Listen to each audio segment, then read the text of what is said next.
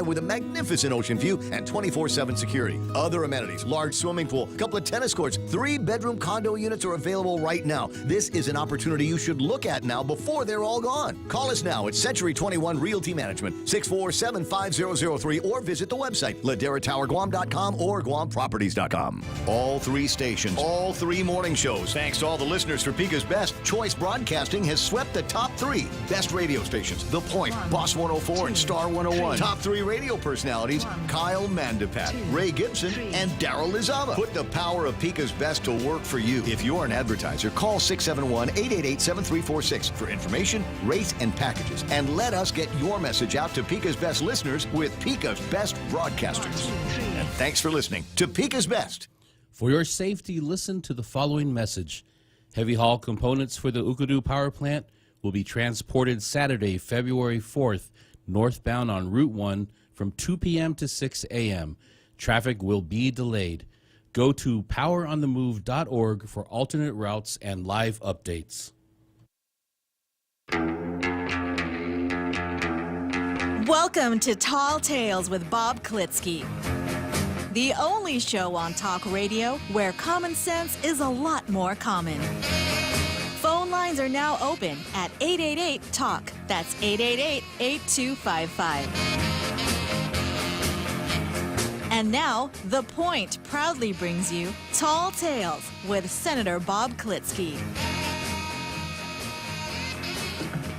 A well-regulated militia being necessary to the security of a free state, the right of the people to keep and bear arms shall not be infringed. Not even one time, Jose.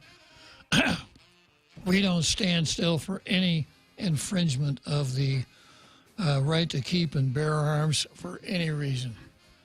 And that's what this show is all about. That, the Constitution, freedom, liberty, free enterprise, fiscal and political conservatism, you name it, you got it right here. And so if that's what you're interested in, boy, you came to the right place. And if it's not what you're interested in, you're really in the right place. You need some learning or something like that. So I always start the show the same way, and that's with Zemi Kutney.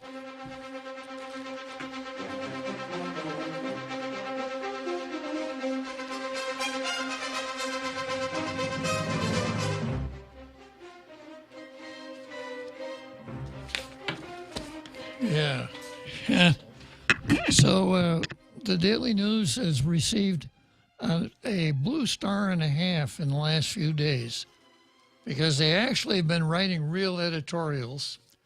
Yesterday they wrote a real editorial, except instead of doing it on their own, they had to bring in the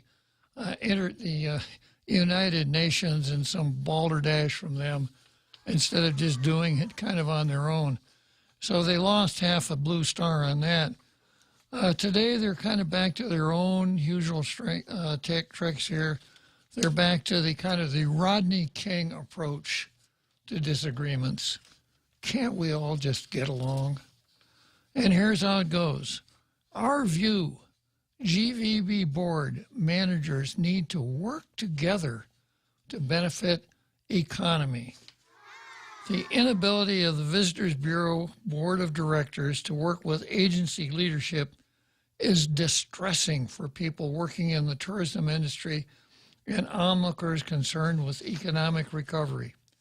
Our tourism industry was closed down for more than 2 years.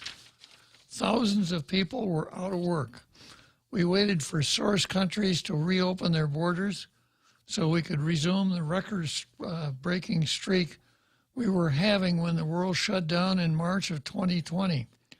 Finally, the last year, borders reopened. Airplanes have returned to the sky, but tourists are not flocking back to the island as quickly as we would like. The world has changed since 2020. Currency values mean that Guam is an especially expensive destination because the dollar, for some reason, is strong, Jose. Either that or other currencies are extremely weak. Our island, with its overgrown parks and littered beaches, is competing against clean and affordable destinations. The agency overseeing tourism strategy and promotion needs cohesive leadership. Managers need to be on the same page as the board of directors. Now, let me just stop here for a second. That's what this is all about. You know, and to say, well, you know, you guys got to work together.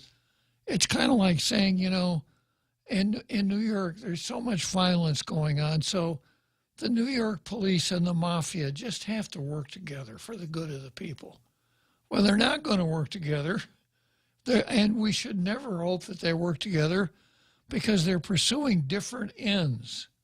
And the same thing is true at the Visitors Bureau. If you've been paying any attention at all, even reading your own paper, folks there at the Daily News, the manager or the president of GVB, Carl Gutierrez, says that the board is not supposed to be the operator of the Bureau. He is supposed to be the operating officer. And he is supposed to be the guy that does the budget and decides how the money is going to be spent. The board at the Visitors Bureau says, no, no, no. Remember, we're the board. So to expect them to work together in the face of that is just, as I say, you need to read your own paper a little bit more.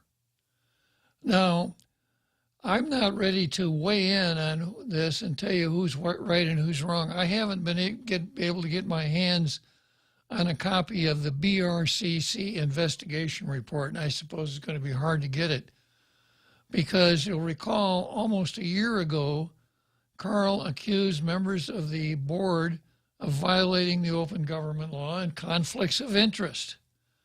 And there were charges and countercharges. At one time, the board said, well, we've got this guy McDonald as a lawyer, but who does he represent? We need our own lawyer. Now, when you have people thinking that people who are in the same agency, some as board members, some as managers, and some of them think, well, you know, in order for this to work, we've got to lawyer up. To come up with a silly editorial like this is silly, at least. So the next thing was that they commissioned McDonald and a committee to go out and do an investigation, and they've come back and they have reported to the board, except remember the board almost a year ago said we're not having any more board meetings till we can straighten this out. So then there was a board meeting scheduled for 2 days ago, and of course Carl Gutierrez pretty much flooded the internet with his own papers, sending me and I suppose every other person in the media or close there too, referrals of the investigative report to the Attorney General, the public auditor, and the Speaker. And he also sent copies of letters to Milton Morinaga, where he told Milton Morinaga, asked Milton Morinaga, or actually charged Milton Morinaga, how did this meeting happen? Since we haven't had any meeting for so long, who called the meeting? How was the meeting called together? And, you know, when he said that, you know, one of the things that popped in my mind, well, did they all get on the phone and say, well, we need to have a meeting. Let's shoot for Tuesday. Because if they did, they violated the open government law. You can't do that. If Milton called it on his own, then at the very beginning of the meeting, he should have said, we adjourned, basically sine die, without a day to return, and we need to get back to work. So I've decided to try to gather a meeting together today. And I've sent notices to each of you individual board members that that's what we're going to do. And if you agree with me that we need to have a meeting today, then the first thing I want you to do, I want to hear a motion that we proceed with the meeting today or at a meeting time certain and treat it as an emergency meeting We've got to give notice to the media right away and then have an adjourned meeting. Say we're going to have a meeting on Tuesday. We're meeting on Tuesday, special meeting, send the notices out, and then say we're going to adjourn till tomorrow. Now, you got a lawyer there. There's some technicalities that you have to do, but you got to do it. You can't just say, well, yeah, the open government law, but I don't understand it, therefore we don't need to follow it. That's what he should have done. And then when they had their meeting the next day, of course, the first thing would have been to put together an agenda and notice up another meeting, because you can't discuss anything in a meeting that's not on the agenda for that meeting. So it would have taken a week to actually get the thing rolling. As it is, it's not rolling, and there's no indication that it ever will be. So this is the time for people who are really concerned to get involved and get this show back on the road. Once the show is back on the road, then that BRCC investigation report needs to be made public, and the board members need to the board members and the general manager then need to start dealing with what the BRCC report says. For instance, do we need to amend the bylaws? Because it takes a general membership to amend the bylaws. Because the Daily News, or Mr. Editor, Daily News, your own news stories have said that council said that there's a disconnect between the organic statute of the Visitors Bureau and the bylaws that they've enacted. So don't come out with this crap. Oh, we got to all work together. They go on to say the problem started last year when GVB President Carl Gutierrez accused the board of violating the open government law by meeting in private. He also accused board members of being unethical, saying they voted on initiatives and programs that benefit their businesses. By the nature of their membership, board members work for tourism-related businesses. Following the accusations, the board voted to suspend all meetings until existing bylaws were reviewed. The last board meeting was in May of 2022, just ahead of a summer jump in visitor arrivals.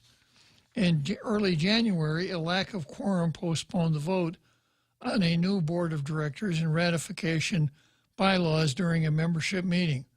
On Tuesday, the board tried to meet again, but there was confusion over who was on the board, and there was no quorum.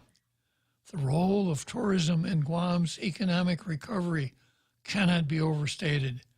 GVB board members and officials need to be focused on working together to make us competitive, not competing with one another. Very nice sentiment.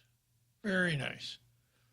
If you don't know what you're talking about. Nice work, Daily News. No blue star today. There is a little bit of a silver lining for PDN. They did not say enough-molic. They somehow they left it out. Pull it Thank goodness. Yeah. Okay, so, I was supposed to read you have that read-in, Jose? The rules of engagement? You had it last time. I have the older one. Yeah, okay. I'll do it tomorrow for sure. Yeah. Your cough's getting better, Jose. Of course it should. You've been practicing a lot lately. Okay, Jose's got a cough, so don't get too close to your speakers out there. So let's turn to the card. As always, I start out with making Guam great again. You remember the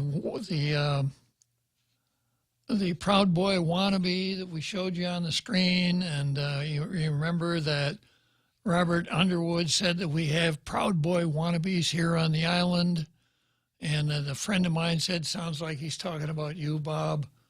I'm thinking about having a badge made up with the image of the Proud Boy wannabe on it, and then instead of I'm a tailgater, I'm a Proud Boy wannabe, and have the image of the Proud Boy. There it is. There's a picture of the Proud Boy wannabe right there. wearing that around because I do want to make Guam great again. And Robert said, this is how you can tell that a Proud Boy wannabe is going to be saying things like, make Guam great again. Now, I hadn't been doing that until I read Robert's column, but now I do it every day. And I've got a list of 12 things that I'm going to do in my endeavors to make Guam great again. I've told you about number one, combat identity politics, and number two, advocate an efficient, effective government operating within the rule of law that provides basic government services on at least a break-even basis. 3, back the stationing of Marines on the island. 4, champion free speech. 5, root out systemic racism. 6, encourage a market economy and free enterprise. 7, combat abortion. 8, keep our government honest. 9, fight separatism. 10, oppose anti-militarism. 11, fight government profligacy, just like I told you yesterday about, the ethic is asking whether or not it's ethical for the Ethics Commission to sit around and do nothing for almost 4 years and give their executive director a huge raise and go on and hire 4 more people to help them do nothing. And then our governor said she's going to give everybody every government employee a 22% salary increase. That's what I meant by government profligacy, and I'm going to fight it. And then my last item today, number 12, provide issue-oriented talk radio. And of course, that's exactly what I do here, 5 days a week, 1600 to 1800, issue-oriented talk radio. I will talk about just about any issue that's in the public consciousness. And if you have an idea for an issue you'd like me to talk about, post it on Facebook or time your call just right. I'll probably talk about it. Okay, so on the card today, of course, we've got systemic racism. And then we've got Huber versus Kyle Rittenhouse. Remember Kyle Rittenhouse? And we've got Dave Lotz versus USMC. And then the next on the card is Doug Pokes the Toad. Then we've got Schadenfreude versus Doug. Frank Lizama versus Mary Okada. Governor versus Workers Bill, and Governor versus Workers and Bill 224. Probably will get Chris involved in this one. And then I've got Doug versus Esteves, and the Carl versus Milton Morinaga, Russia versus Ukraine, if I get that far. Let me see what I've got here. I'm trying to get Facebook on the point, and I got something really strange.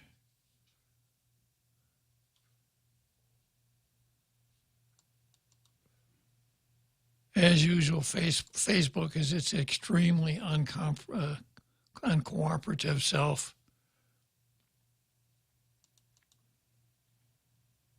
There I am, big as life, twice as ugly. And Jose Ted Pago has joined us. He says it's nice to be financially stable, that you can quit your job at the Office of the Attorney General just because it's under new management. I sure don't think there's a demand for attorneys anywhere, maybe for the Democrat Party. Well, we'll be getting into that when we get to the Schadenfreude post, right? Okay, I have brought to your attention that a group in Vegas has poked me a little bit because they started a restaurant in Vegas called Red Rice. What's the name of the restaurant? Red Rice. What do they say that they serve? Red rice. What color is the rice? Orange. Now, I don't know if they're tailgaters and they're just trying to get a little free earned media here or what, because everybody who watches and listens to Tall Tales knows that the rice that we see at Fiestas is orange. It ain't red. And Paul Zerzan is the guy that blew the whistle on that, got canceled by the Daily News. But I'm kind of excited about a Chamorro restaurant opening in Vegas. I've been to a couple of them in the States. I don't even remember where, but there are probably a dozen restaurants in the mainland that serve Chamorro food. None of them in Wisconsin, of course. There's one. My sister just went, but it's not called Red Rice. Your sister's place? No, my sister went to it recently. In Wisconsin? Up north. I'm going to try to remember the Laddie Stone Coffee Place. Really? Yeah. See if you can find out the name. See if we can criticize them about something. It's hard to. They just serve chessa. It's a bar. They what? They just serve chessa food, type style food, not like sit down. That still meal. counts. Okay, let's look it up. Yeah, that still counts. You know, at one time, I don't know how they got there. I suppose somehow the Marquette connection, but there's a little village outside of Burlington called Wind Lake. And there were so many Chamorros living around Wind Lake that they celebrated Liberation Day. And the Burlington Standard Press covered it. No kidding. Yeah. And I've driven around Wind Lake, but I couldn't see any of the telltale signs, so I don't know if they all moved back to Guam or what. But anyhow, systemic racism. There's a Red Rice restaurant in Vegas. If you are at all in touch with those folks, let them know that I've been picking on them on Tall Tales. So I just looked up. It's in Wisconsin Dells. Figures. Yeah, of all places. Good tourism place. It's a tourist trap. Yeah. Okay, well, it's only 100 miles from my hometown, so next time I'm back there, we'll take a little side trip up to what we call the Dells in Wisconsin. Yeah. Okay, so starting out once again with the Public Law 36-34 portion of the agenda. Today, it's the regular Board of Trustees for the Department of Chamorro Affairs. And they have a 7-item agenda. Item number 5 is old business. And Jose, I'd like to tell you what the old business is. Can you tell me? But I can't because it doesn't show in the agenda, which makes everything they want to do void. Nice going, guys. Pay no attention to that open government law. Okay, now Huber versus Kyle Rittenhouse. You'll recall a couple years ago when Black Lives Matter was burning down the country. Well, I can't say that because they didn't start any fires on the Capitol grounds. It was mostly peaceful, Bob. It was mostly peaceful. I'm getting to that. They burned down the whole country. They tried to start the U.S. Attorney's Office in Portland on fire. They just created havoc all over the country. And, you know, ordinarily, Wisconsin's kind of an out-of-the-way place. The only real city in Wisconsin is Milwaukee, which once upon a time had 750,000 people. It's down to about 600,000 now. And then you've got several other wannabes like Kenosha, Green Bay, Madison, between 100 and 200,000 folks. Bugaboo, Wisconsin, yeah, the circus town, yeah. So they don't get much national press. Kenosha, I think Kenosha is maybe around 90,000. Kenosha's claim to fame at one time was where the company that built Nash Automobiles was located. Nash morphed into American Motors, Nash Hudson, then American Motors. They absorbed Willys. And when I was growing up, if you didn't go to college, Nirvana was called working for American Motors. You know, those guys made $100 a week assembling cars down there in Kenosha. Yeah. That would pay for your 40-mile commute back and forth to Kenosha in your 10-year-old Nash. Yeah, so that's pretty much where Kenosha made its bones, but American Motors is long gone. And like so many other cities in the Rust Belt, Kenosha lost a lot of its industry, but It's hung on pretty well. But during the big burnout of summer of 2020, a police officer shot a black person and didn't kill him, but crippled him for life. And the guy wasn't disciplined. He wasn't fired. He hadn't committed a crime, according to the district attorney in Kenosha. But guess what happened? White cop kills black citizen. Riots. You have to have a riot. I mean, you have to. So there were riots, and the famous picture that Jose's talking about here was a CNN photo of a reporter standing there with his microphone talking about a mostly peaceful demonstration in Kenosha with a blazing fire in a building behind him. And the crying on the bottom of the picture, mostly peaceful. That was Kenosha. That was Kenosha. That was Kenosha.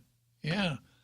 So, the rioters were going around setting buildings on fire. They burned one guy's used car lot beyond recognition. They caused millions of dollars worth of damage. And there was a vigilante force that formed up, people standing around in front of their businesses with guns. Where's Greta, Jose? People standing around in front of their businesses with guns. How dare you? Yeah. People saying we're going to protect our property. We're not going to give you kerosene and help you light it. So Kyle Rittenhouse was a 17-year-old kid. Kyle lived in Antioch, Illinois. Now, if you know that part of the country, I think it's like 12 miles from Antioch to Kenosha. Very close by, close enough that occasionally for off-season football games, the football teams from Antioch and Kenosha will play one another. So Kyle's mother lived in Antioch. His divorced father lived in Kenosha. Kyle had a job in Kenosha, so he drove from Antioch to Kenosha every day. Kyle owned a rifle.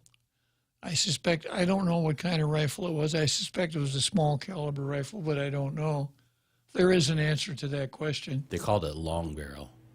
Well, they call it a long gun. Long gun, yeah. Yeah, because there are two kinds of firearms, handguns and long guns. Okay, I see. And in order to be a long gun, the feds required it be 16 inches long. So there's no such thing as a short barrel rifle? Well, if you have a rifle that has a barrel shorter than 16 inches, it's a crime. Okay, Yeah, got it. you can't do that. So Kyle was 17, so he couldn't buy the rifle himself, but he had a friend buy it. His friend got slapped really hard on the wrist for doing that. He gave it to Kyle. Kyle kept it, I think, at his father's house in Kenosha. He didn't take it home to Antioch with him, but in Wisconsin, being 17 is old enough to have a firearm in your hands. So Kyle got off work, saw what was going on, went downtown, recovered his rifle, and went to stand with some of these people that were protecting their property. Well, push kind of came to shove, and figuratively and literally, and somebody attacked Kyle. Kyle had a rifle, apparently knew how to use it, and he killed the guy with his rifle. Another guy named Huber chased him with a skateboard, tried to hit Kyle with a skateboard. Kyle shot him. A third guy with a strange name of Grosskreutz chased him. Kyle shot him, got him in the arm, enough to leave Kyle alone. So, of course, Kyle was prosecuted for, I think it was second-degree murder in Kenosha. He went to trial, and guess what his defense was? Self-defense. So it was a full-blown jury trial, and Kyle Rittenhouse was found not guilty. Not guilty. Now, it's always popular when there's a trial, they come back and say, well, the trial was screwed up. The lawyer was this, that, or the other thing. don't do that. You know, as much as I think the cop that was found guilty of murdering George Floyd, as much as I think he took a bad rap, once the jury decides, unless it's overturned on appeal, that's it. There's no sense talking about how bad the trial was screwed up. You can say things like, he took it on appeal because the judge denied his change of venue. That seems right. But when there's a jury trial and you keep trying to second guess it, the only effect you're going to have, and it's going to be minuscule, is to bring disrespect to our jury system of justice, which is far from perfect, but it's probably the best in the whole world. This is 12, what we used to say, 12 men, good and true, your friends and neighbors, your fellow citizens. Let's come back to that right after the first break here.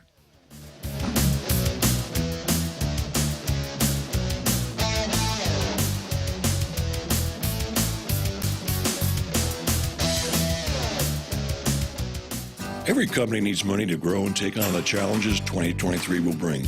That's why Bank Pacific's commercial loan officers stand ready to help you. We offer several programs tailored to assist companies to get to the next step or perhaps for a startup. Including working with SBA or GITA. Now we're banking on the future. Services to choose. Bank Pacific, where others put branches. Bank Pacific. We want to be your partner. Equal opportunity lender. Member FDIC. Credit conditions apply. Join us at Mezcla Chamorro Fusion Bistro and see why they've been crowned Guam's best Chamorro food restaurant for 9 consecutive years. Experience Chef Peter's candied salmon over scallion coconut rice, octopus tenactac, Chamorro platter, and their award-winning gourmet burgers. Or if you're looking for something healthy, try their keto-friendly menu. Come and enjoy Mezcla's half-a-day service at their Hagåtña location from 11 a.m. to 2 p.m. for lunch, 5:30 p.m. to 9 p.m. for dinner, or 10 a.m. to 2:30 p.m. for their famous Sunday brunch. Welcome back to Tall Tales with Bob Klitzkie, Guam's single voice of reason. Call now, 888-TALK. That's 888-8255. So Kyle Rittenhouse was found not guilty in his criminal trial. And a criminal trial is quite an undertaking. Ordinarily, before a defendant has to face a criminal trial, he has to be indicted by a grand jury. A majority of a 21-member grand jury has to bring in what's called a true bill. That is, that the prosecution presented sufficient evidence to the grand jury for the grand jury to conclude that a crime was committed, and it's more likely than not that the defendant who was the subject of the indictment committed that crime. That starts the criminal wheels in motion. Ordinarily, after that, there'll be some discovery, some motions. When the case finally goes to trial, the first thing that happens is a jury is picked, and it's an elaborate process to pick a jury, trying to come up with jurors who are impartial, who have not decided how the case should turn out before they hear the evidence. So after the jury is picked, the prosecution puts on its case, some motions, defendant puts on its case, some motions. Sometimes the prosecution will come back with rebuttal evidence. If that's the case, defendant can do the same thing. The judge will then read jury instructions to the jury. The jury then retires and comes back either with a guilty or not guilty verdict. If they can't, they try hard enough, they come back until the judge are hopelessly deadlocked. The judge will declare it a mistrial, and if the prosecution wants to, he can start all over again. But in order to find a person guilty of a crime, there has to be evidence that proves the guilt beyond a reasonable doubt, in the absence of excuse or defense, beyond a reasonable doubt. I've gone through this with you before. Beyond a reasonable doubt is up in the high 90s, maybe like 99 point something or other is reasonable doubt. Clear and convincing evidence is down in the 70s. Preponderance of the evidence is 51. Substantial evidence is down in the low 30s. But substantial evidence looks so good in print that you could use it to smear Michael St. Nicholas over and over again, knowing that people, oh, wow, they found substantial evidence, which is really the lowest standard. But anyhow, all 12 of the jurors found that there was not establishment of Kyle's guilt beyond a reasonable doubt. So he walked. His rifle was taken into evidence, and everyone involved with the trial agreed that it should be destroyed, not turned into some kind of curio. So, but of course, that's not the end of it, and oftentimes it's never the end of it. You'll recall when O.J. Simpson walked on killing his wife, and what was that guy's name, Goldman? Yeah, something like that. Yeah. A criminal trial, and a jury brought in a not guilty verdict. Now, as I watched the trial, I had a lot of questions, but once the jury decides, there's no sense quibbling about it. Can the prosecution appeal a not guilty verdict? No, cannot. If the trial was so bad and a lot of mistakes were made, can the prosecution try the same guy another time and hope to get it right? No, the Constitution prohibits putting someone in double jeopardy of life or limb. But that wasn't the end of the story for Kyle Rittenhouse, and it wasn't for O.J. Simpson, because anyone who feels that he was wronged by O.J. or by Kyle can bring a civil suit. And that's exactly what happened to O.J. He was found culpable in the civil suit, and damages of several $1 million were awarded against him. Okay, so we turn now to Huber versus Kyle Rittenhouse. This ran in the Kenosha News. I still subscribe to the Kenosha News, Jose. Wrongful death lawsuit can proceed against Kenosha shooter Kyle Rittenhouse. A federal judge in Wisconsin ruled Wednesday that a wrongful death lawsuit filed by the father of a man shot and killed by Kyle Rittenhouse during a protest in 2020 can proceed against Rittenhouse, police officers, and others. The father of Anthony Huber, one of two men shot and killed by Rittenhouse, filed a lawsuit in 2021 accusing officers of allowing for a dangerous situation that violated his son's constitutional rights and resulted in his death. That gets you into civil rights territory. Anthony Huber's father, John, also alleged that Rittenhouse, who was 17 at the time of the shootings, conspired with law enforcement to cause harm to protesters. John Huber is seeking unspecified damages from city officials, officers, and Rittenhouse. U.S. District Judge Lynn Edelman on Wednesday dismissed motions filed by Rittenhouse and the government defending seeking to dismiss the civil rights lawsuit.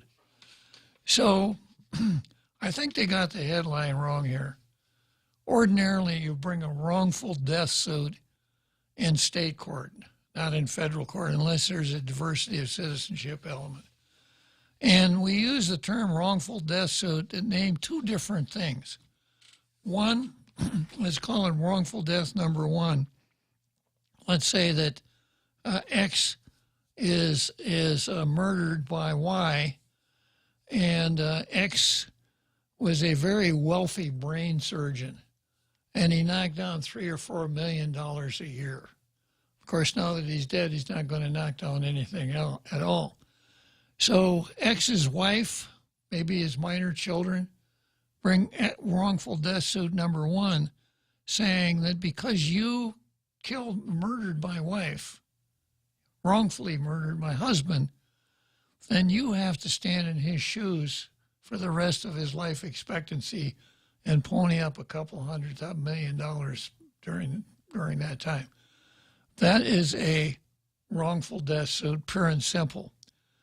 The other kind of wrongful death suit is technically called a survival of actions.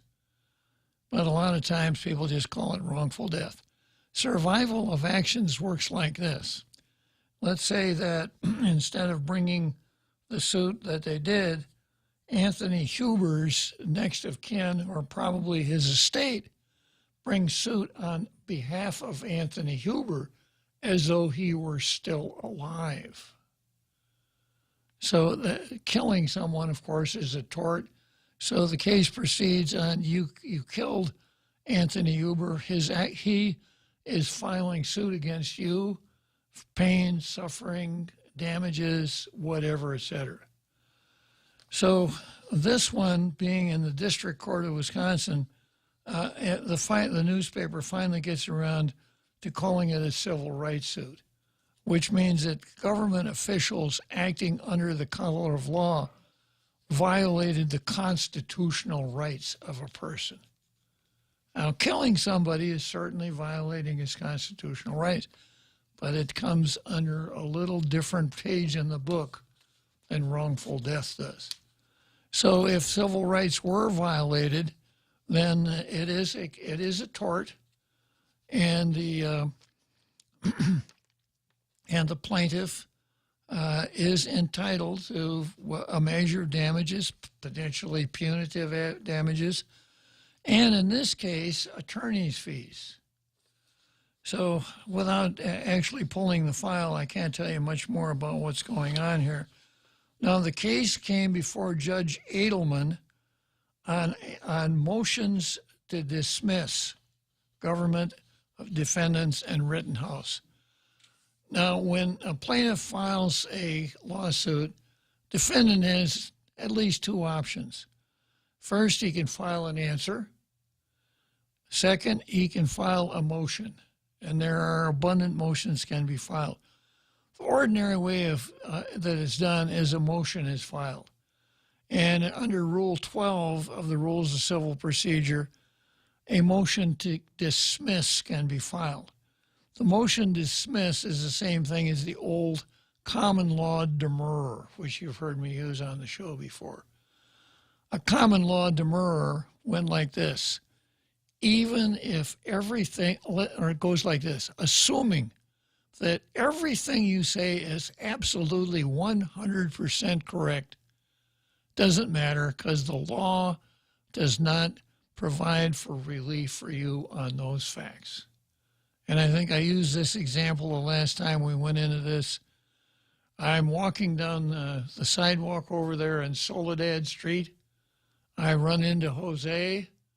Jose runs to the district court and said, with malice aforethought, Robert Klitzkie approached me on a public sidewalk and thereupon exposed his bare face to me, causing me emotional distress, great pain and suffering, an upset stomach, a cough, you name it. Okay? Stub toe. Say again? Stub toe. A stub toe, yeah. Well, I don't know. That would be, you could prove that up, see? Yeah, a stub toe. So I go into court and say, if everything Jose says is true, the law does not grant him relief just because he saw my bare face. You know, maybe it should. But, What? but it doesn't. And that's a motion to dismiss. So Rittenhouse's lawyers are saying, even if the facts as you pled them in the complaint, Anthony Huber, even if you can prove those up at the trial, it won't matter because the law will not accord you any relief. Now, I suspect, you know, you couldn't bring a lawsuit against Rittenhouse, but it's possible to join different kinds of claims in the same lawsuit if they arise from the common nucleus of operative facts. This used to be called pendant jurisdiction, but there's a new name for it that I forgot. So Rittenhouse, Anthony Huber, may be bringing a wrongful death or survival in this lawsuit against Kyle Rittenhouse. But Judge Edelman denied the motion to dismiss. Now let's go forward here. In allowing the case against Rittenhouse and the others to proceed, the judge said that Anthony Huber's death could plausibly be regarded as having been proximately caused by the actions of the governmental defendants. It could be. Rittenhouse attorney Shane Martin said in a phone interview that it's important to note that the ruling doesn't address the merits of the case. It only allows it to proceed to the next phase. While we respect the judge's decision, we do not believe there is any evidence of a conspiracy. And we are confident, just as a Kenosha jury found, Kyle's actions that evening were not wrongful and were undertaken in civil defense. Now, it's going to be interesting to see how they try to tie Kyle into this conspiracy. All right, let's take a short break here.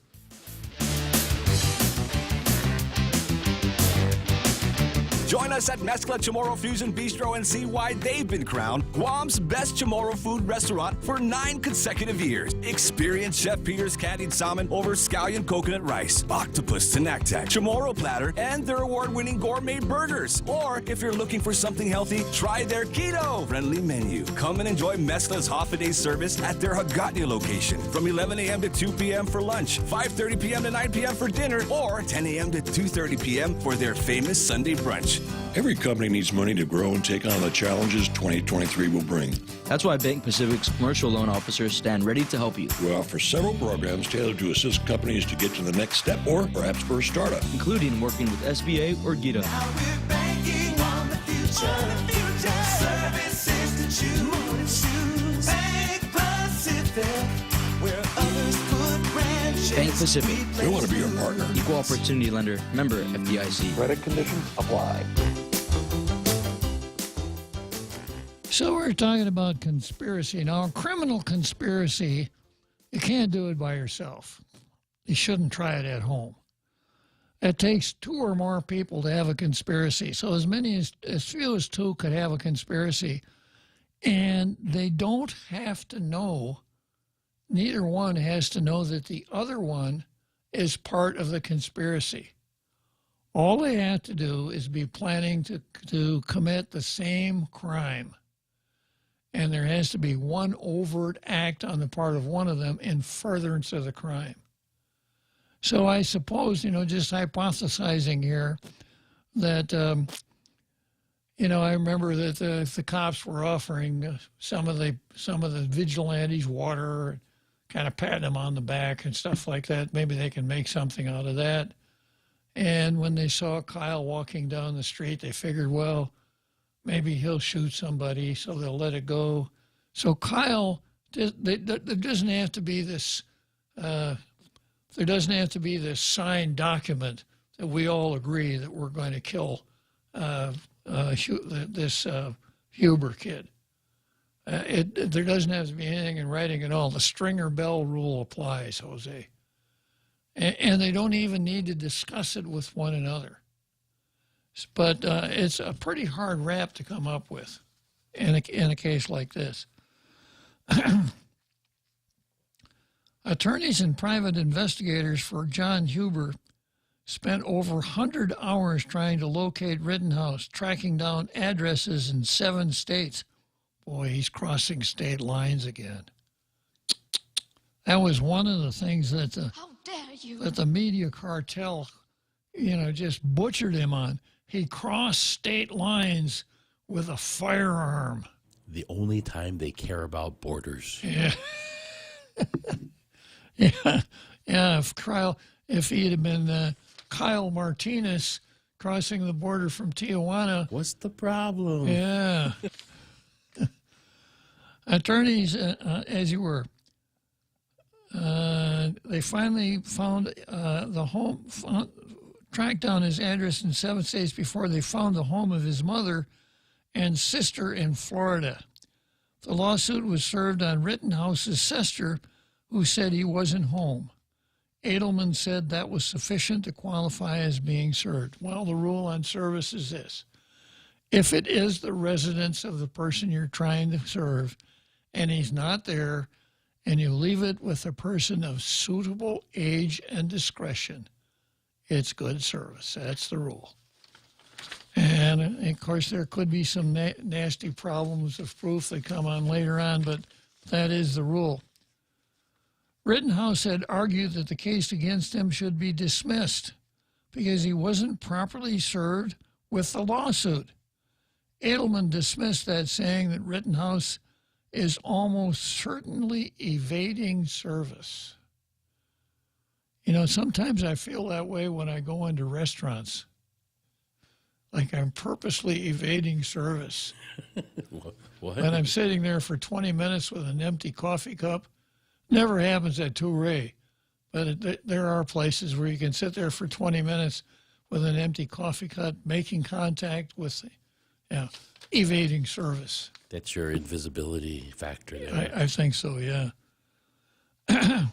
Edelman wrote, Rittenhouse has been deliberately cagey about his whereabouts. Although he denies living in Florida, he does not identify the place that he deems to be his residence. Maybe he's a citizen of the world.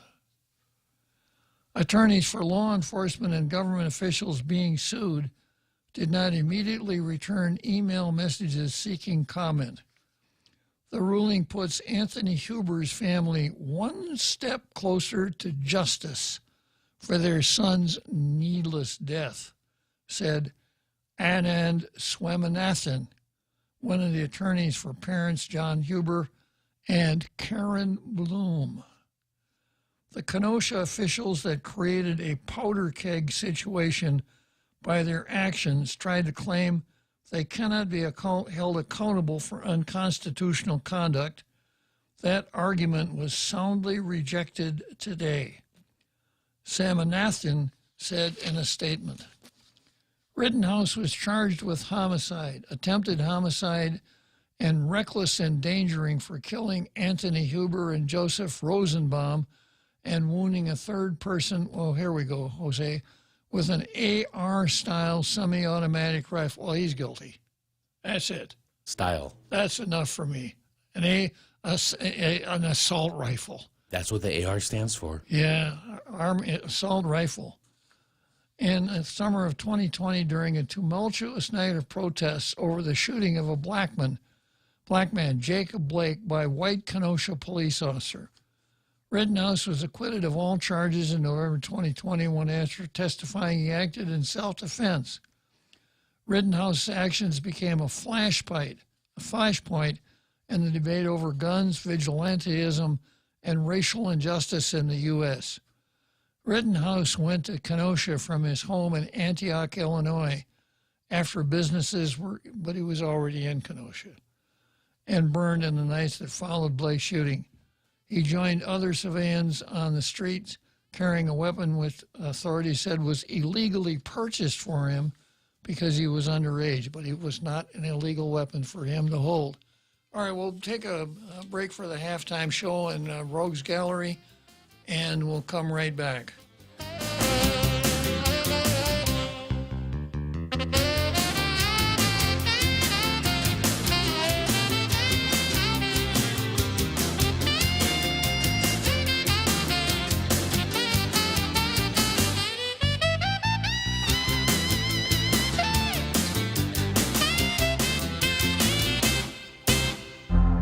The Point is KUSG, Hagåtña, Guam, 93.3 FM and 104.3 HD3.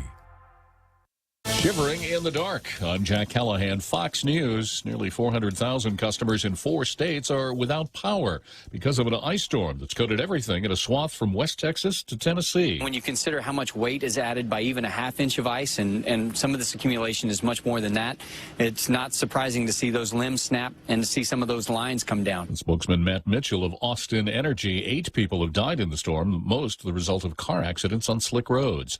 House Speaker McCarthy says his meeting with President Biden Wednesday to talk about the debt ceiling was a good first step. I don't want to put it in any false perspectives. So we both have different perspectives on this, but I thought this was a good meeting.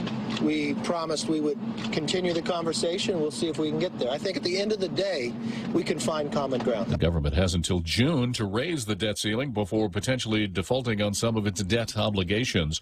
The Fed raising interest rates again Wednesday, a quarter point this time. It's the smallest increase in months, but Fed Chair Jerome Powell says there are more ahead. Although inflation has moderated recently, it remains too high.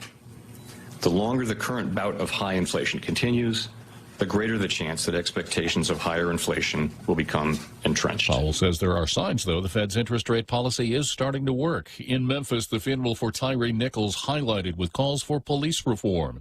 Reverend Al Sharpton saying police culture needs to change. I can't speak for everybody in Memphis. I can't speak for everybody gathering. But for me, I believe if that man had been white, you wouldn't have beat him like that night. Nichols was beaten by police when they caught up with him after he'd fled a traffic stop. He died of his injuries 3 days later. 5 officers have been charged with his murder. Wall Street mixed on Wednesday. The Dow down 7 points. NASDAQ up 231. America is listening to Fox News. Attention investors, Century 21 Realty Management is proud to present an investment opportunity you have to look at. Ladera Towers Condominium provides luxury living centrally located in Manila with access to the entire island. Ladera Towers has 3-bedroom condominium units available now. See them before they're all gone. 4-bedroom units sold out. This investment is only going to appreciate in value. Call now, Century 21 Realty Management. The number is 647-5003 or visit laderatowerguam.com or guamproperties.com. Every company needs money to grow and take on the challenges 2023 will bring. That's why Bank Pacific's commercial loan officers stand ready to help you. We offer several programs tailored to assist companies to get to the next step or perhaps for a startup, including working with SBA or GITA. Now we're banking on the future. Services that you want to choose. Bank Pacific, where others put branches. Bank Pacific. we want to be your partner. Equal opportunity lender. Member FDIC. Credit conditions apply.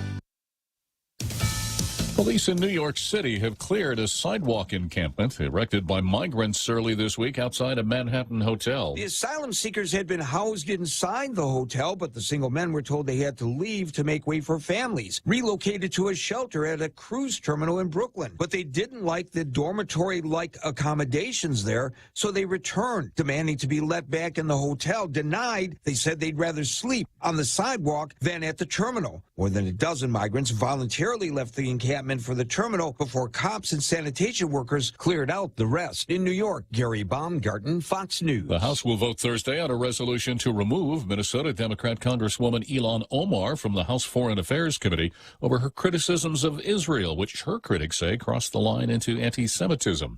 West Virginia's near total ban on abortion is being challenged in federal court. The Women's Health Center of West Virginia calling the now 4-month-old abortion ban in the state unconstitutional and irrational in a federal lawsuit filed by the ACLU on behalf of West Virginia's only abortion clinic. The lawsuit seeks to halt the ban while the case is heard. Under this law, abortions must be performed by a physician at a hospital and only in cases of medical emergencies and for rape and incest, but only up until 8 weeks of pregnancy for adults. The Women's Health Center says the law's healthcare restrictions are, quote, continuing to inflict irreparable harm on patients, especially West Virginians who are just seeking access to essential care.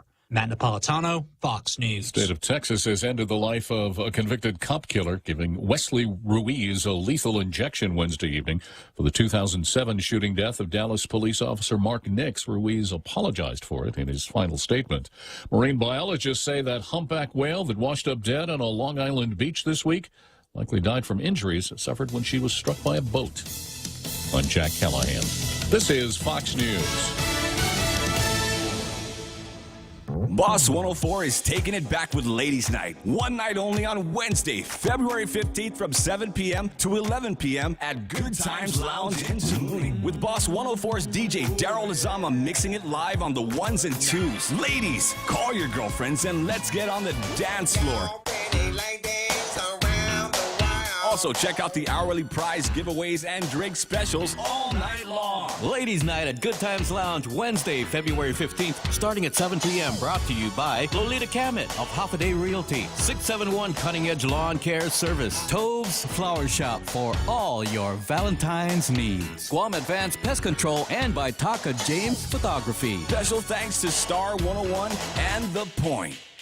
Wishing you a happy, healthy, and prosperous new year from your friends at Security Title. As we clean house for the new year, this is an excellent time to make sure the title to your land is also in order. It doesn't matter if you own a ranch in Inarajan, a house in Dededo, or a hotel in Tumon. Keeping the ownership clear promotes peace in the family and can avoid future misunderstandings. When it comes to your family property, call the professionals at Security Title. We are here to help.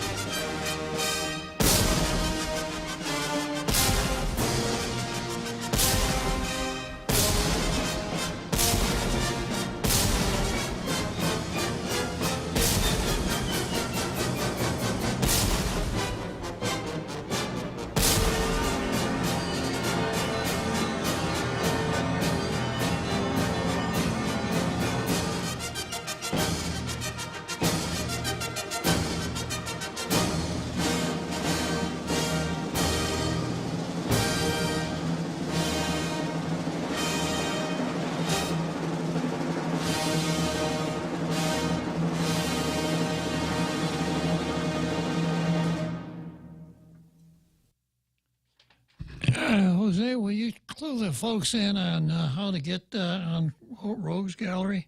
Absolutely, Bob.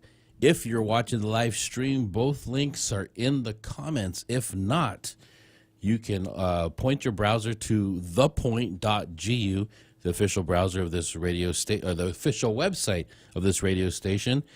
At the website, click on the picture of the I'm a Tailgater t-shirt along with the beard. And when you get to it, you'll get to the purveyor, order your shirt. When the shirt arrives, put the shirt on, take a selfie with your shirt on, and send it to the Points WhatsApp at 671-797-8255, and you will be included into the Rogues Gallery rotation.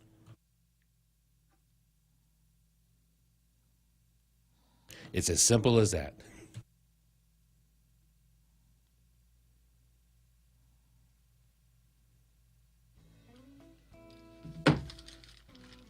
Okay, here we go.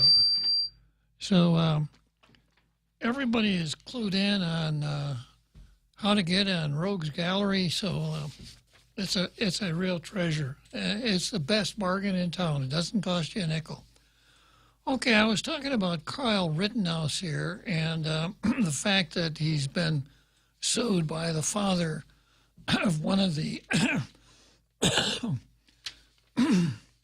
rioters in Kenosha that Kyle killed in self-defense back in the summer of 2020. And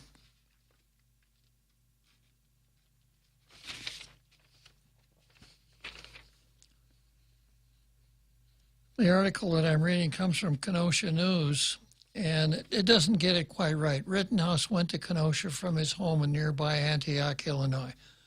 Kyle worked in Kenosha. He was already in Kenosha when this happened. He didn't make a special trip, crossing state lines with an illegal assault rifle, which is the way it was painted.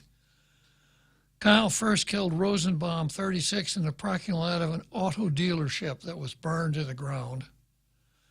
And as Rittenhouse ran from the scene, he stumbled and fell. Anthony Huber, 26, struck Rittenhouse with his skateboard and tried to disarm him. Rittenhouse fell to the ground and shot Anthony Huber to death. and wounded demonstrator Gage Grosskreutz. This case is one of several ongoing lawsuits filed in the wake of the shootings. Grosskreutz last year filed a similar lawsuit against Rittenhouse. Rittenhouse has maintained a high public profile, particularly on social media, where he's an outspoken advocate for gun rights. He has nearly 1 million followers on Twitter and has spoken at conservative gatherings. Well, I've heard enough. Assault rifle, conservative gatherings. Well, number one, they describe Gage Gross. I'll just leave it there. Yeah. Mr. Gross Yeah. as merely a demonstrator, omitting the fact that he had a firearm in his hand, the one that Rittenhouse had injured severely. Yeah. But that's omitted from the article. Exactly. It's not important. Let's move along. No. There's nothing to see here. So you can bet that this is going to gather a lot of national news, and it more than likely will be the ruination of Kyle Rittenhouse, because win, lose, or draw, he's going to have a hard time defending himself against all of these civil cases. If they omit facts like that, I can see why. Yeah. But I mean, just the cost. Having to do it. Yeah. He's not a lawyer. And lawyers he's the defendant. There's no contingency fee unless this would be the kind of thing that once upon a time the ACLU would have picked up. Well, they probably will nowadays, to co-plaintiffs, along with Anthony Huber.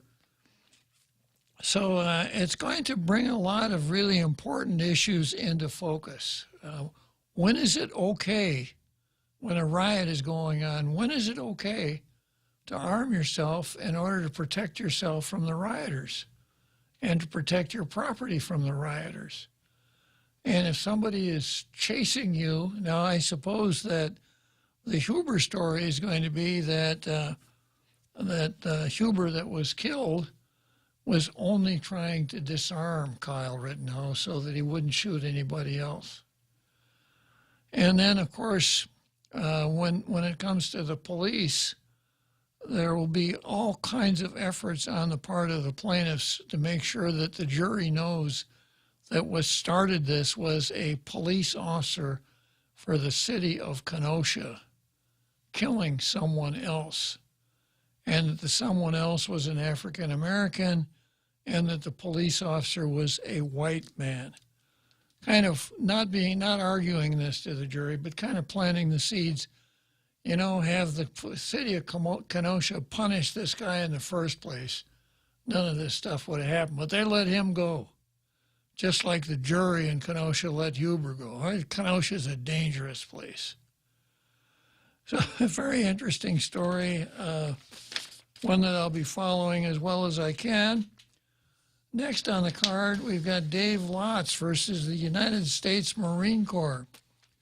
And this came out in the Daily News yesterday, and this is how it goes. Lotz, L-O-T-S, Lotz. Media blitz omitted information on Camp Bloss landowners and burials. Now, I'm just going to start out by saying this is my evaluation of the two things that I've read by Dave Lotz. He writes a lot of stuff. And when he sticks to boonie stopping and stuff like that, he's really good. He's really interesting. But when he gets into politics and things like that, if he were a ship, he'd have to add extra ballast to the right side of the ship. To keep afloat. Well, because he lifts hard aport. Yeah. And the two articles that he's written about the Marine Corps lately are not exceptions. And here he goes. The Navy has just finished its latest media blitz with its cultural resources open house held at the university on January 19 and the activation ceremony for Camp Bloss on January 26, rather strangely held at Aspen Beach and not at Camp Bloss.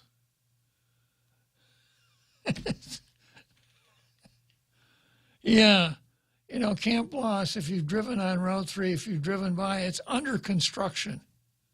You know, I suspect that if you would have held it there, you would have had to make sure everybody wore a hard hat and properly worn, because it's a construction area. It's not fit for a public gathering. Well, they knew there was going to be a ceremony. Why would they start construction? Or why don't they wait until it's finished? Right. Yeah. Assen, on the other hand, the ceremony was held in a national park. Very apropos for the United States Marine Corps.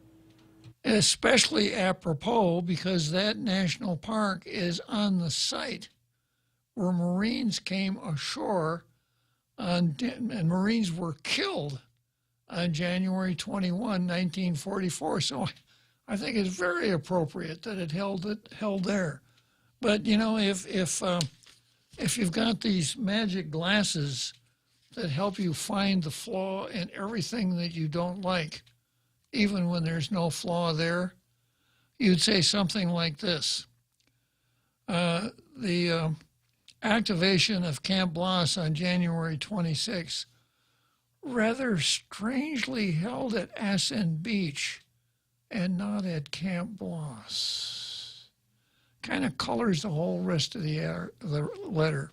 Well, maybe he hasn't written a hiking passage through Assen Park yet. Maybe not. Doesn't know. Yeah.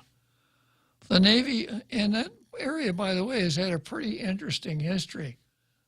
During Spanish times, well, I don't know about, but during American times, it's where they housed ilustrados from the Philippines, like Mabini. There's a monument to Mabini down there, so it's kind of like an internment camp. Then after the war, it became a civil service community. They even let teachers live there during that period. Then they shut it down, and then they decided to reopen it because they needed to house people who, for Operation New Life, who were getting out of Vietnam. Well, wait a minute. Let me back up a second. They shut it down as bachelor civilian quarters, and then they used it as a hospital annex. It was an annex to Naval Hospital. And then next it was used to house the Vietnamese refugees. Then they finally closed it up and turned it into a national park. Much to the chagrin, I'm sure, of Dave Lotz. Going on with Dave Lotz's letter, the Navy again attempted to use misinformation to disguise their destruction of vast acres of our land and cultural and national heritage and denial of Guam residence and burials into the 1940s at now Camp Bloss, while attempting to portray boxed artifacts and the inaccurate markers as Camp Bloss as historic preservation. Now, I did a hitch in the Marine Corps, and I was just a 10 I was a private first class, I was the very bottom of the totem pole, and I knew a little bit about the organization of the Marine Corps, and I know a whole lot more about it now because I do so much reading about the Marine Corps. And I suspect, I'm not sure of this, but somewhere back in the Pentagon, there is a disguises battalion. And the Marine Corps will send the disguises battalion out to attempt to portray things in an inaccurate way and in a false light. And I suspect that the disguises battalion is firmly ensconced at Camp Bloss. Now, the Marine Corps' job is to break things and kill people. And, the Marine Corps that I knew 65 years ago is a whole lot different than the one that now. I mean, I don't think that they had, very many people employed in the environmental wacko department back in those days. But if you drive up I-5 nowadays between Oceanside and Oceanside and San Clemente, that's Camp Pendleton for 20 miles. And there's a sign out there that says Marine Corps Base, Camp Pendleton, guarding the environment. They're really big on that kind of stuff. So, you know, their mission is not historic preservation, but they've certainly dumped an awful lot of resources into this, people and resources and money, etc. But it's not perfect. And because it's not perfect, Dave Loss has got those magic glasses, right? So let me read that sentence again. The Navy again attempted to use misinformation to disguise their destruction of vast acres of our land and cultural natural heritage and the denial of Chamorro residence and burials into the 1940s at now Camp Bloss, while attempting to portray boxed artifacts and the inaccurate markers at Camp Bloss as historic preservation. By working with the people of Guam, the Navy should ensure their efforts satisfy our historic preservation law that states in 21 GCA 76-5102, historic reservation means the research, protection, restoration, rehabilitation of sites, buildings, structures, and objects significant in the history, architecture, archaeology, or culture of Guam. Nothing in our definition of historic preservation could be portrayed as sanctioning destruction of our heritage. Heritage? Yeah. Now, I just read you what the statute says, and this is Dave's take on it. Nothing in our definition of historic preservation could be portrayed as sanctioning destruction of our heritage. It's just making it up as he goes along. Of course it doesn't. So what we have then is when they're digging around out there, they find bones, pottery shards, etc. They don't just discard it. They pick it up, they tag it, they make notes of it, etc. How long is that? If it's from the 1940s, how long have people really been concerned of what's buried in the ground out there? Not at all. The Navy, in their open house handout, used the term ancient Chamorro people to characterize the inhabitants of Magua and Sabana Fadan in the 17th century, while avoiding the documentation that places Chamorros living at Magua and Sabana Fadan in the 1940s. The United States 1940 census of Magua lists 26 residents, of Sabana Fadan, 23 inhabitants. These records can be found, and then he tells you where there's a link. The Navy's own pre-invasion aerial intelligence photos from April 1944 show numerous lanchos at Magua and Saban Fadan.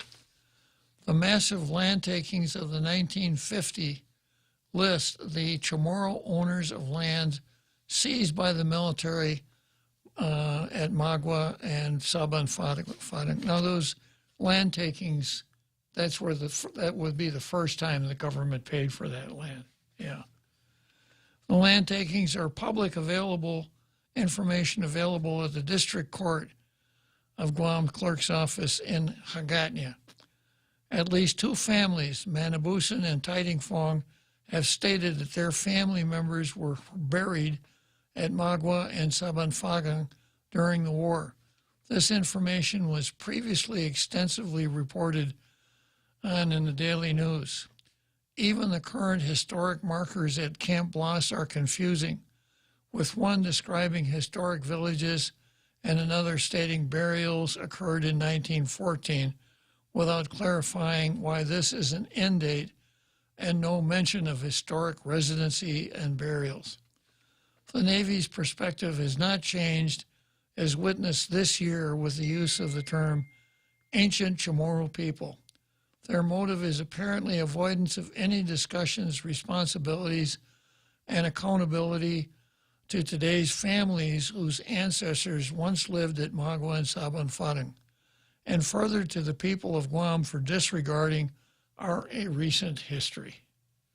the Navy would rather focus on the expression ancient Chamorro people as an abstract expression. The SHPO really let us down. The SHPO is our man here who works very closely with Marine Navy officials, and he flubbed this one. No, it's not in there at all. At all. Not at all. Huge omission. Yeah, because all of the things he's talking about, you know, he should have been whispering in the SHPO's ear, and it would have been the SHPO's ear to say, hey, wait a minute, guys, remember this, do that. You know, we have this agreement, but no.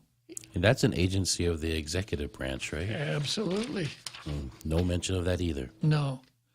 No, because if that were the case, then he couldn't do what he really wants to do, is beat up on the USMC. All right, so much for Dave Lotz. Let's head for Wrigley Field, and we'll talk about poking the toad.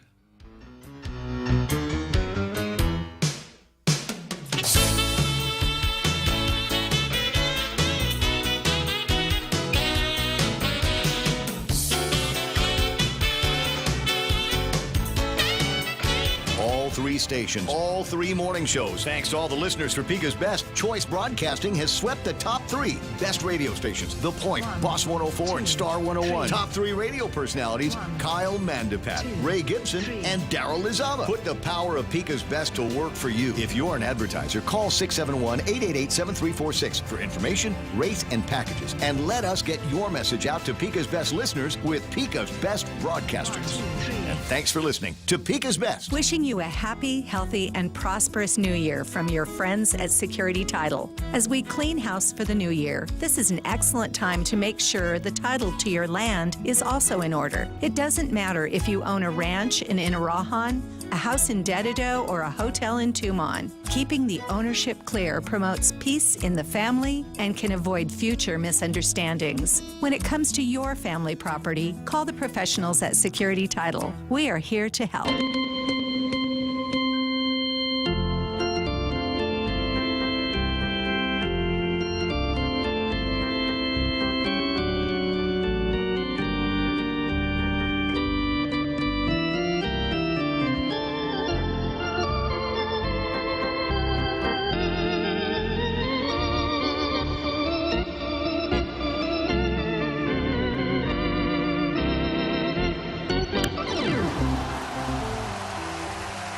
Okay, here we are. Wrigley Field in Chicago, the world's most beautiful ballpark. I got 2 innings left to go to finish up this gigantic show. I think with Jose's help, we'll make it, Jose. We'll just barely cross that finish line at Churchill Downs at the end of the show. I got to say goodbye to our president at the end of the show, of course. Okay, this is a story that ran in the Daily News. AG asks court to let 1990 abortion ban take effect. The legal battle over Guam's decades-old near-total abortion ban has begun. Court filings show Attorney General Doug Moylan has officially asked the court to dissolve the permanent injunction on the ban, Public Law 20-134 on Wednesday, which we always refer to as Bell's Law, because the main sponsor, the author of the bill, was Bell Areola, who shepherded that bill through the legislature in 1990, where it passed 21-0. I suspect there weren't even any quarterbacks in the legislature at that day. Attorney Anita Areola, who represented the plaintiffs in the original lawsuit over the ban in the 1990s, has promised that she and her client will move to block the motion. Well, if you read the motion, you'd have to say alleged client, because that's what the motion addresses. The law would make anyone who provides an abortion guilty of a third-degree felony. A woman who obtains an abortion or even seeks one out would be guilty of a misdemeanor, while people soliciting women for an abortion would likewise be guilty of a misdemeanor. With the right to regulate abortion back in the hands of the territory as of last June, The law must stand, filings from the Attorney General state. And the article goes on to say the doctrinal underpinnings of the permanent injunction in this case were predicated on the Supreme Court's decision, which held that the Constitution confers upon women a constitutionally protected right to an abortion in certain circumstances. The AG's filing states. But Roe and its progeny are no longer the law, because there's no longer a legal basis to support the injunction. It must be vacated and the case dismissed with prejudice. The court filing even defends the Constitution. You know, he's used the word even twice. It's editorializing. It even defends, and it even punishes the mother. The court filing even defends the constitutionality of the ban on seeking out an abortion. That provision was ruled a violation of the First Amendment right to free speech when the abortion ban was first enjoined. The Office of the Attorney General argues that with abortion no longer a right, there's no right to ask for one. When the underlying act being solicited is not constitutionally protected, but is in fact illegal, the First Amendment provides no sanctuary. It's kind of like I put an ad in the newspaper. I want to write a story in the newspaper. I'd like to hold up the Bank of Guam. They've got millions of dollars there. I've got guns and masks and everything I need, but I can't do it myself.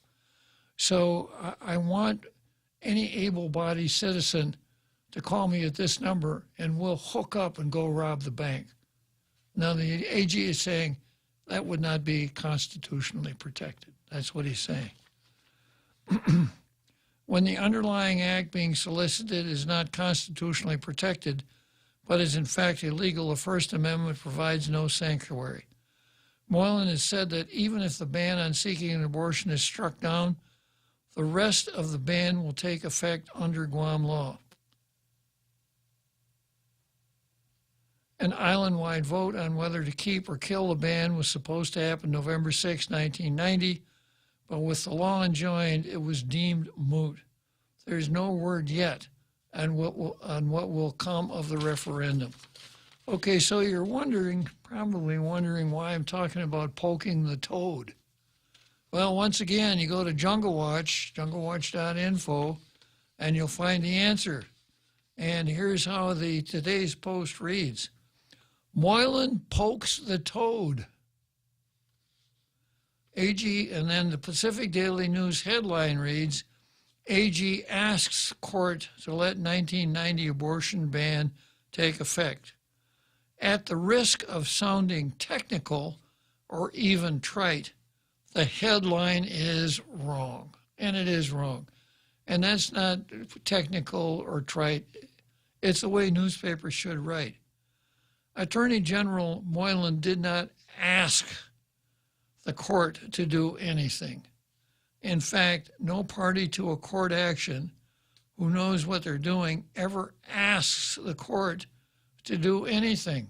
I mentioned that yesterday. The way you get the court to move is by filing a motion. What Moylan did do was move the court to do something, and it's right there in the first sentence of the filing. The Attorney General of Guam moves this court for an order vacating the permanent injunction entered in this matter on August 23, 1990. Now, when you talk about move, the other word you use is motion. You file a motion, and in that motion, you move to dissolve the injunction. Okay, the article goes on to say, while, quote, move versus, quote, ask may seem a non-issue to lay people, which is probably why the Daily News phrased it that way. I doubt it. I never suspect the best of the Daily News. The difference is not unimportant. The court serves the people and not the other way around. Using ask instead of move implies that the court is some sort of royalty. It isn't. Judges sit on benches, not thrones. You know, Jose, that's why when I do FOIAs, I don't request public records. I demand public records because there's no matter of grace involved. If you got it, you got to give it to me. Even if you don't like me, even if you don't like what I'm doing, even if you're in charge of the port. If you got it, you got to give it to me. If you don't have it, then you got to tell me, not send something else, right? The court serves the people and not the other way around. Using ask instead of move implies that a court is some sort of royalty. It isn't. Judges sit on benches, not thrones. As Tall Tales talk show host Bob Klitzkie consistently points out, the court is like a toad, and it just sits there until you poke it. Moylan's filing does not ask or beg the court, it pokes it. I probably said that yesterday, didn't I? I say that a lot, don't I? The court is like a big toad. It just sits there and looks wise. It's not a self-actuating agency. It doesn't do anything until someone comes along and pokes that toad. Okay, moving right along here. Next on the card, I've got Schadenfreude versus Doug. You're probably wondering, who's this guy Schadenfreude, right? Somebody from the outer islands, or somebody from Germany, or what? It's a bar in downtown Milwaukee. Schadenfreude. Yeah. So let me read something I picked up here out of a dictionary. People ask, is there an English word for Schadenfreude? There is but there is a one-word English equivalency. English equivalent. It is epicaricacy. Yeah. So if you want the definition for Schadenfreude, it means epicaricacy. Does that help you, Jose? No. Yeah. Epicaricacy, which means rejoicing at, taking fun in, or getting pleasure from the misfortune of others. Schadenfreude, and here's some just plain old definitions, a feeling of pleasure at the bad things that happen to other people.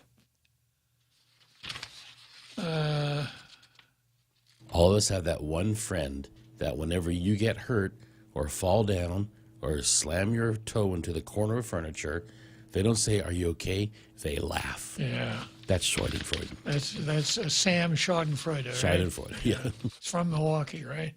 Exactly. Probably way out there up in the north side of town, up there Shorewood or some of the ritzy suburbs, right? Now, there is an opposite of Schadenfreude, Jose. It's Freudenfreude. Freudenfreude. The joy we derive from others' success comes with many benefits. Freudenfreude. But back to Schadenfreude. This is what Schadenfreude means. A feeling of pleasure at bad things that happen to other people. Okay, now this is Schadenfreude versus Doug. And it starts out like this. Window dressing. 1, an adroit but we're defining things here. An adroit but superficial or actually misleading presentation of something designed to create a favorable impression. 2, the act of making something look more attractive than it really is, especially when you're hiding negative facts or details.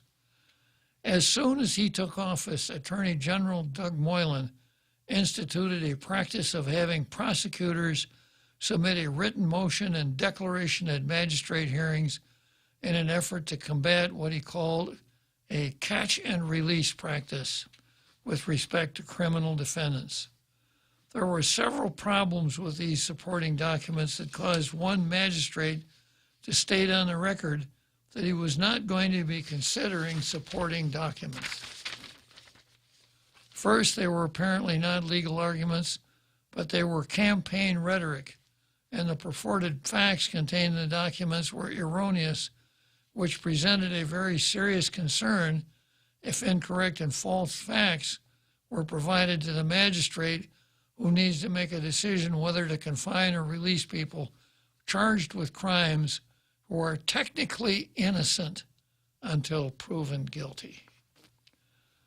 That's true, but that doesn't mean you can't put them in the pokey, innocent as they may be.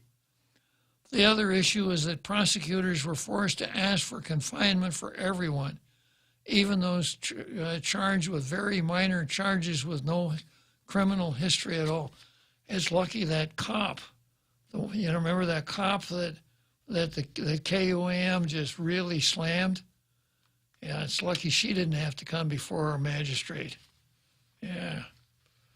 This new policy ultimately proved to be totally ineffective and actually counterproductive. Moylan also announced the institution of a corruption unit and claimed that it did not exist since he was last in office as the Attorney General. When I was a prosecutor from 2016 to 2020, there was a white-collar crime unit, the Office of the Attorney General, that did pursue and successfully prosecute both private white-collar crimes and government corruption cases. Another of this policy actions was that Moylan pulled all the pending plea agreement offers and required that he and his chief prosecutor give their blessing on all future plea agreements. This is not typical that prosecutors are stripped of their authority and discretion to negotiate plea agreements. It's quite frankly micromanaging and likely will drive even more prosecutors to quit.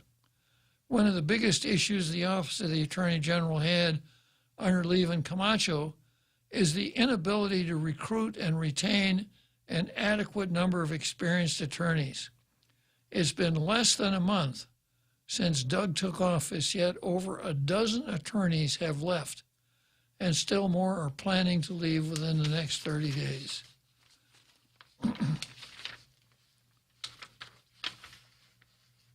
Notwithstanding this, Moylan continues to huff and puff with the news media, as he did at the recent Chamber of Commerce monthly luncheon. It will be just a short matter of time before it will reach critical mass, as it did last time he was Attorney General, and the Attorney General office will be unable to fill its duties, not just in prosecution, but to put the AG's office into receivership. Unfortunately, it will take this kind of drastic action for the public to realize they were just looking at nice window dressing. I ran as a write-in candidate for Attorney General because I saw the writing on the wall. One of my slogans was that Guam can't afford to repeat the two biggest mistakes of re-electing Levin Camacho or Doug Moylan. If Moylan can do everything he promises with 1/3 fewer attorneys, then I will be the first to congratulate him. I remain skeptical, however. Rejoicing or taking fun in or getting pleasure from the misfortune of others. Feeling of pleasure at the bad things that happened to other people. Schadenfreude. All right, next item on the card. Frank Lizama versus Mary Okada. And this is a letter to the editor that appeared in the Daily News this afternoon. This guy, Frank Lizama, is a young fella. He says, I'm in my 60s now. And back in the days when I went to school needed a repair or just passed a report to be given a report card to be a safe school. Lack of maintenance was always there. And even when my children attended school in the last 15 years, lack of maintenance was still there. You can point fingers and bicker all you want, but lack of maintenance was always an issue. Well, JFK and several schools were built, and for those communities having a new school, it got much quieter for them because they're not complaining. Leadership, money, and whose agenda it was, those were, of course, factors, and not giving proper maintenance to schools. You wonder how many trouble calls were made to, quote, maintenance. There are probably no trouble call books and only work orders to show that the maintenance crew was there. I am, and everyone else is tired of hearing that the school made the D grade. The news of continuing problems, and now the Department of Ed is having concerns. Fix the schools that can be fixed, and put the schools that need to be replaced on the capital project list with an urgency status. I don't know how Guam Department of Education defines timelines for urgency, and that's why I put this on, Jose. But it sure did not work for Simon Sanchez High School. Let us sound off in making school facilities important and get DOE to get the right leadership, money, agenda to get the job done. The story of schools falling apart needs to be addressed quickly. Maybe the Construction Trades Academy, DOC Prisoner Work Release Program, and the construction industry can be a valuable help in making this progress happen. Let's head for Churchill Downs, and I'll come back to this article.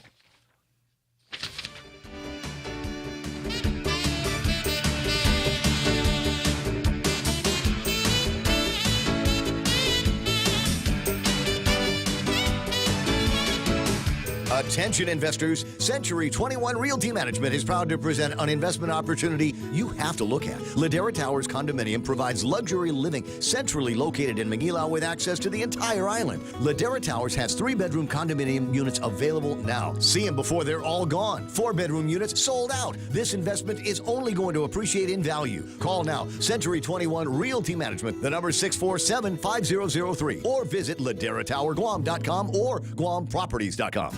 Every company needs money to grow and take on the challenges 2023 will bring. That's why Bank Pacific's commercial loan officers stand ready to help you. We offer several programs tailored to assist companies to get to the next step or perhaps for a startup, including working with SBA or GITA. Now we're banking on the future.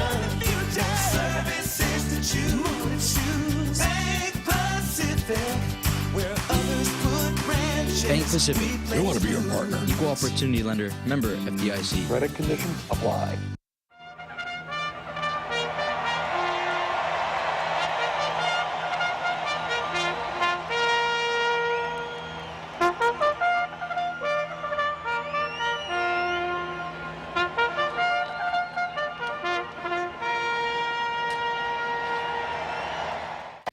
Okay, back again to Frank Lizama. And Frank Lizama in his letter says fix the schools that can be fixed and put the schools that need to be replaced on the capital list with an urgency status. I don't know how Guam Department of Ed defines timeline for urgency, but it sure did not work for Simon Sanchez. Well, we do know how the Department of Ed defines urgency because we found out yesterday when we read Mary Okada's Malalati of Chris Barnett, kind of a mild scolding. And she spread several paragraphs of what R. Keith referred to as industrial grade bureaucratese here before us to read, using things like, I think it's just a matter of Barnett being aware of the different projects that we're trying to roll out and the different goals that we have in moving and advancing the strategic plan the board recently offered. We're guided by that framework.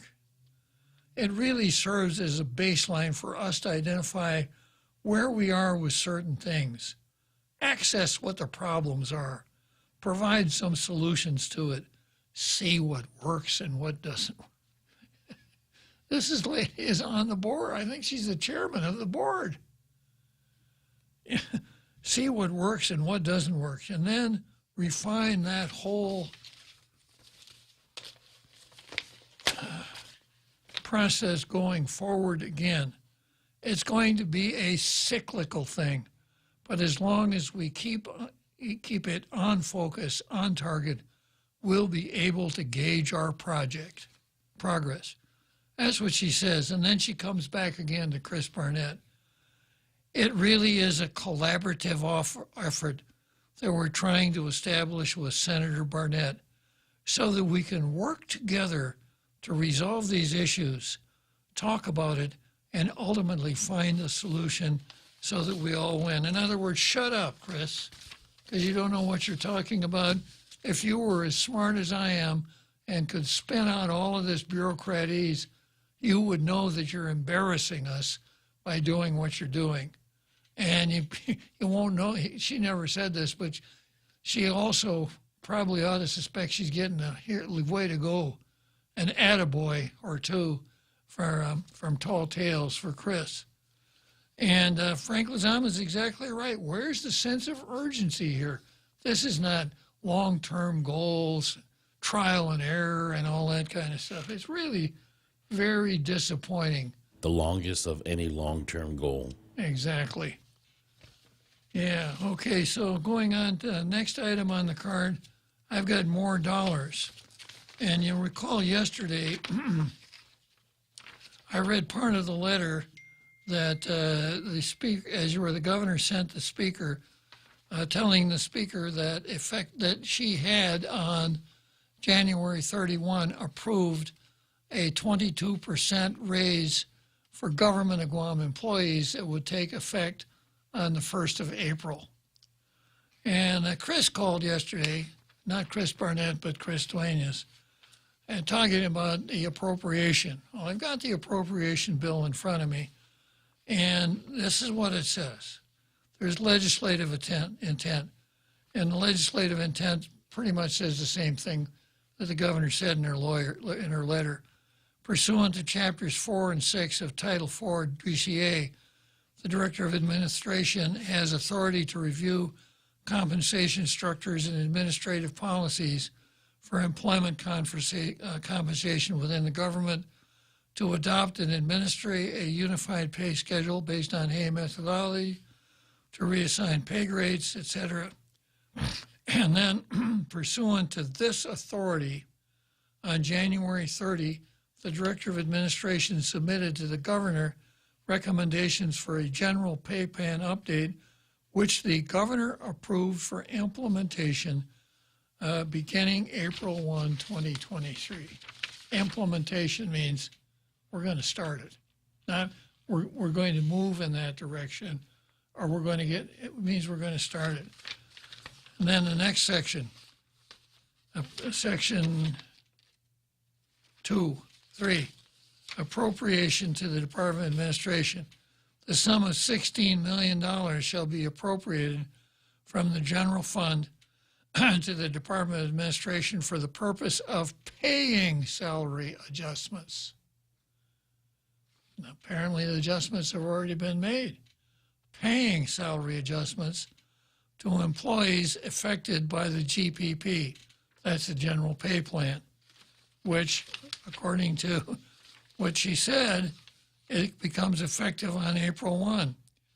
DOA is hereby authorized to allocate funding to other department and agencies for the implementation of the general pay plan. In other words, this is the way I read it. She says she's got authority under 4 and 6 in Title 4. The Director of Administration laid the foundation. She said, this is how to do it. She said, fine. On the 31st of January, she said, I've done it. It'll be effective on April 1. I'm going to send a letter to the legislature for the necessary appropriation to pay the pay raises. So as I pointed out to Chris yesterday, this looks to me like the same old salary mousetrap that she used with the teachers. Because the teachers are all sitting down now with their pocket calculators, 22%. That means my salary will go up to, good deal. I can buy a new pickup because I can, the money is, the money has already been spent by government employees just based on this news story, right? Now, if Chris and the Republicans, because the Democrats won't do this, well, maybe, I don't know, let me back off on that a minute. Certainly the Republicans ought to fight this, And, of course, they're going to get a black eye out of it because they're going to be painted as, you don't want government employees to get a raise. And everybody knows that the biggest block of voters on Guam are the 11,000 government employees, and they all block vote. Of course, everybody who pays attention knows that there are 3 times more private sector workers than there are Gov Guam workers. So, if the members of the Republican Party don't rush to pass this bill, they're going to be painted with a very dark brush that they don't want government employees to get pay raises.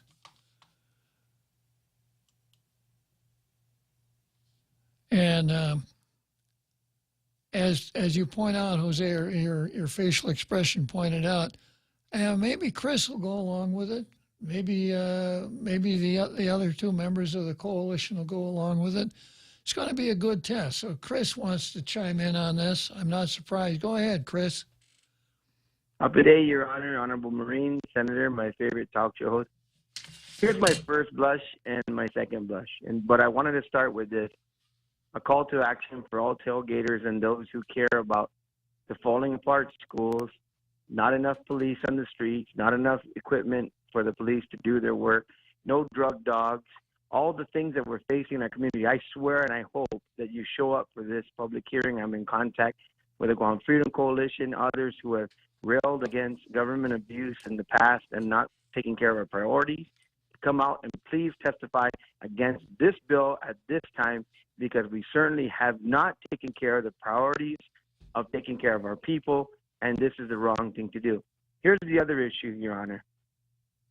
We appropriated basically every penny of even the unaudited 22 fiscal year funds, even going as far back as 21. Ever since this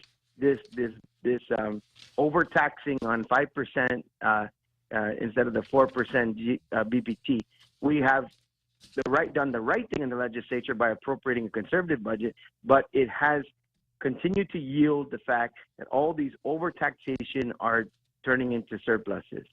First of all, this is not even projected out for what's going to happen when things stop with this huge military buildup. To just be spending, like you said, we're not going to insult drunken sailors. To just be spending like folly is ridiculous. So basically, the only thing that the governor can be asking for in appropriation right now is current year. I think that is a complete irresponsible appropriation, even if the CRER and all the accounting that's done on a monthly basis in the legislature is tracking at this point up to $30 million or $28 million. It is really, really completely, and I think that particularly Senator Bob Klitzkie would never allow for an appropriation in a current year that doesn't have a solid funding source, because you haven't even completed the fiscal year, first and foremost. And secondly, you haven't even audited those financials. Let's go back to 21 and see what happened there. In 21, there was supposedly 80 to 90 million surplus. When it was audited, it shrunk significantly down to approximately, I believe, 38 or 40. So this is just not only irresponsible on its face in terms of this appropriation. This appropriation, to me, as far as I'm concerned, if we're going to appropriate anything, we should be appropriating for the needs if we're going to speculate on the surplus. Well, I agree 100%, Chris. Any chance that the coalition will go along with this, or will the other 3 go back to their Democrat roots? I don't want to speak to that, but I will just say this, because I think this is fair to say. Eyes are wide open right now, and that was a surprise. You know what? And one thing I wanted to, mention. Hey, Chris. Here. Chris, I gotta go. I gotta say goodbye. Okay, we'll talk tomorrow. Thank you, Chris. Okay, bye-bye. Let's go, Brandon.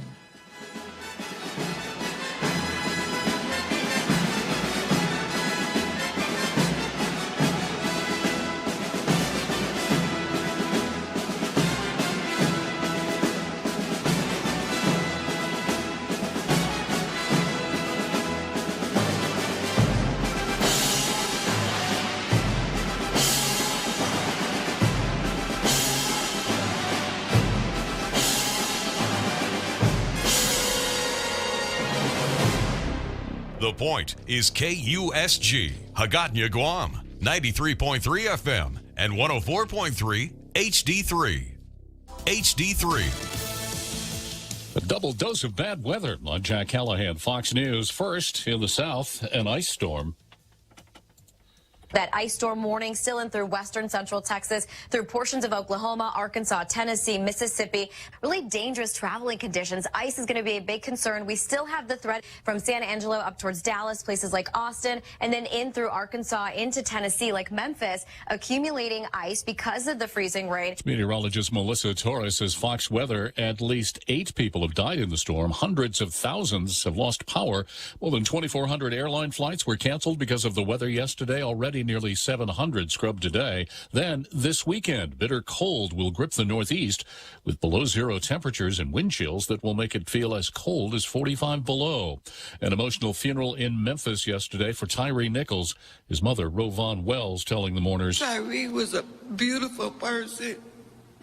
And for this to happen to him, it's just unimaginable. There were also politics from the pulpit when Vice President Kamala Harris spoke. We demand that Congress pass the George Floyd Justice and Policing Act.